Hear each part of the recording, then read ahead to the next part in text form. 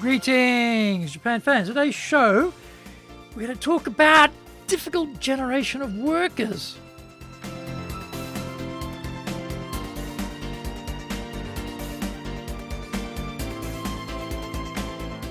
Maishu, arigatou gozaimasu. And welcome back to the 11th year of the Leadership Japan series. And I'm your host in Tokyo, Dr. Greg Story, Dale Carnegie Tokyo franchise owner, president of Dale Carnegie Tokyo Training, and the three-time best-selling author of Japan Sales Mastery, which is Zaegyo in Japanese, Japan Business Mastery, and Japan Presentations Mastery, or in Japanese, Anata mo Prezen no Tachijin. Plus, Stop Wasting Money on Training, which in Japanese is Training de Okane o Muru ni suru no wa yamimashou. And all are available on Amazon.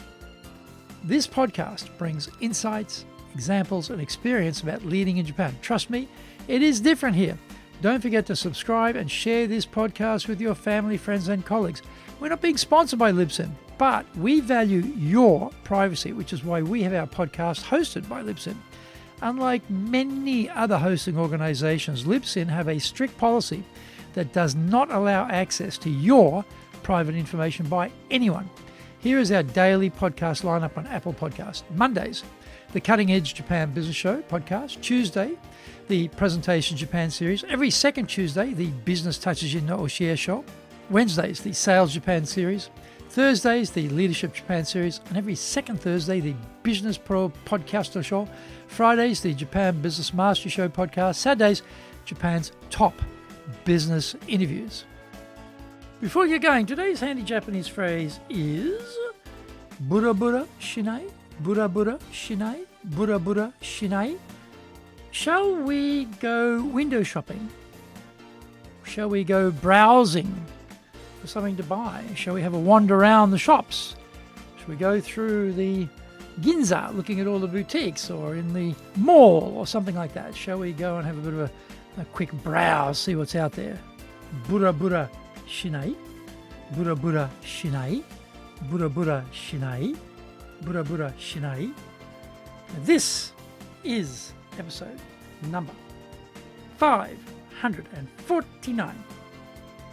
Today we're talking about leading Japan's most difficult generation of workers.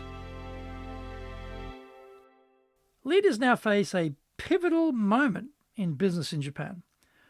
Do they continue to cling to the past? Do they replay what they went through when they were younger and lead as they were taught by their seniors, or do they change the angle of approach? Japan rebuilt itself after the devastation of the war. The workers slaved away, adding a notch to their collective belts as they slowly overtook the GNP levels of leading European countries. I remember how proud some Japanese company employees were when they overtook the UK. They were winning the post-war economic battle after having lost the wartime military struggle. Getting to global number 2 status was built on the 6 days a week working dedication of today's retired great-grandparents. Not only 6 days a week, but incredibly long hours and long commutes. Sundays were spent playing golf with clients. Company holidays were shared with colleagues, as well as beers after hours. In a nutshell, men worked at the same company until retirement, and married women had to quit their jobs to raise the kids. For the men, there was not much family time, and the women were basically raising the kids on their own like single mothers, but with more stable incomes. When I arrived here on April 1st, 1979, it was still like that. School and work were 6 days a week endeavours. There were few women in business after marriage, and usually only one breadwinner in the household. While I was studying in university, I used to teach English at companies at night. Sure enough, they were still there. The salarymen reading the sports newspaper at their desk, wasting their time, waiting for the boss to leave so they could go home.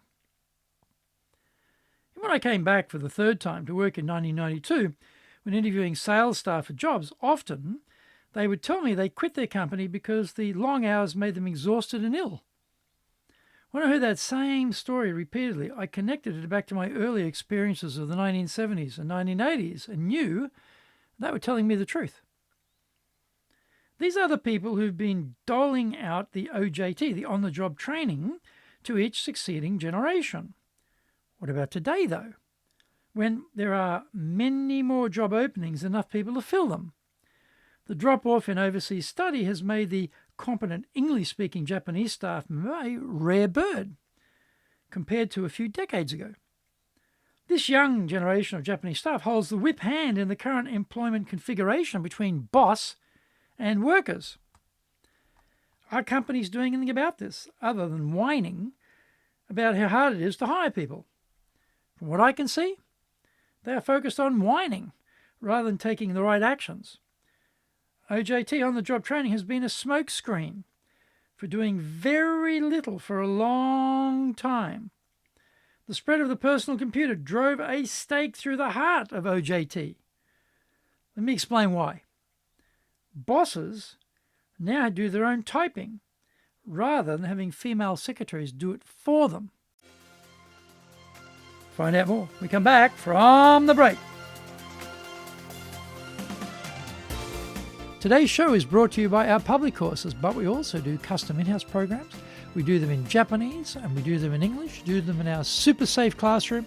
We do them live online. Today's show is being brought to you by, on the 1st of March, our Dale Carnegie course, 12-week version. On the 25th, 26th of April, we're doing our high-impact presentations. On the 26th of April, we're doing our Winning with Relationship Selling course. Our website is www.dale-carnegie.co.jp. So that's www.dale-carnegie, carnegie.co.jp. You can email me at greg.story@dalecarnegie.com. So that's greg.story, S-T-O-R-Y, at dalecarnegie.com. Don't forget to grab my business books on Japan on Amazon. Japan Sales Mastery, which is Zaegyo in Japanese. Japan Business Mastery. Japan Presentations Mastery, which is Anatamo Presen no Tachijin in translation. And Stop Wasting Money on Training, which in Japanese is Training de Okane o Murni Sunu wa Yamimashou. If you like learning by watching videos, and we have over 2,300 there for you at Tokyo Japan Dale Carnegie TV on YouTube. We release 3 TV shows every week on YouTube. The Cutting Edge Japan Business Show, that's the premier business show on Japan. That's every Monday, Tokyo time. Fridays, we have the Japan Business Mastery Show. And on Saturdays, we release Japan's top business interviews, where I interview leaders from SMEs all the way up to the corporate captains of industry on one topic, leading in Japan. And every second Thursday, we release the Business Pro Television Show. You can email me at greg.story@dalecarnegie.com. Welcome back. I'm going to digress and tell an interesting story about how much things have moved on. The average age of my fellow Rotarians in my Tokyo Rotary Club is 70. It is changing now, but 20 years ago, it was not uncommon for these gentlemen, and until very recently they were all men, to give me their business card, but, sons, and email address. Why? They were captains of industry, but not computer literate. They depended on their secretaries to take care of all their correspondence, including this newfangled thing called email on a computer involving something called the internet. Their middle managers were also under attack. Their time was increasingly being consumed with emails and meetings. In this messy mix of modernity and technology, time became tighter, and that meant the coaching component of OJT was truncated down to the bare minimum. Over the last 20 years, the number of young Japanese has halved. That process has been gradual, like a creeping demographic rust in the corporate machine. Now, the middle manager class is waking up and discovering that there's a shortage of young people. OJT hasn't properly trained them in leadership, and here they are, facing a dilemma which has never been confronted before in the post-war period. This generation are the first free agents in the Japanese working world able to pack their stuff up and jump ship without stigma, hesitation, or remorse. Until Yamichi Securities went under in 1997, and put a lot of hardworking people on the street, there was a reluctance, a taint, to hiring people mid-career. That event changed the stigma as those staff were picked up by other companies in the finance sector. The Lehman shock on the 15th September 2008 was another dam burst of good people losing their jobs in a bad economy and having to join companies as mid-career hires. Today's younger generation have grown up in an entirely different world and have no problem with changing companies after a few years. The Daini Shinsotsu, or second graduation generation, has seen 30% of the 3 to 4 year new entry staff quit. This was unthinkable in the past, and that number will just continue to grow. Are today's middle managers in their 30s and 40s able to handle this major change in work culture and rise of free agentism? Are companies giving them training to deal with this changed reality? My observation is, not yet. Clever companies will dump relying solely on OJT and provide the required training.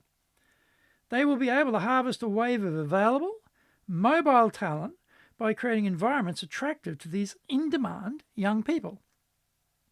This war for talent is real.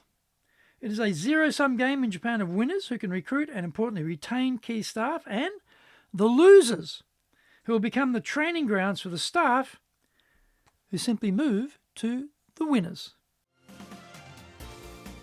Thank you for joining the Leadership Japan series.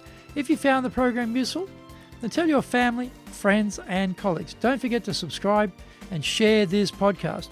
You can contact me at greg.story@dalecarnegie.com. Our website is www.dale-carnegie.co.jp. Until the next episode, take what you thought valuable, put it into action, because idea application is what makes winners winners. So, be one of them. Remember, I'm in your corner, your go-to guy for soft skills training in Tokyo, committed to your success here in Nippon.